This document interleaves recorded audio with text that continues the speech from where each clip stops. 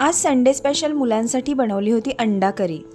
माझ्या मुलांना चिकन मटनपेक्षा अंडा करी खूप जास्त आवडते। याच अंडा करी बरोबर खाण्यासाठी मुलांसाठी इकडे मी बनवत आहे गव्हाच्या पिठाचा लच्छा पराठा। त्यासाठी चपातीला मळतो त्याप्रमाणे गव्हाच्या पिठाची कणिक मळून घेतलेली आहे। पीठ साधारण 15 ते 20 मिनिटं छान मुरल्यानंतर त्याचा एक छोटा गोळा घेऊन तो लाटून घ्यायचा आहे।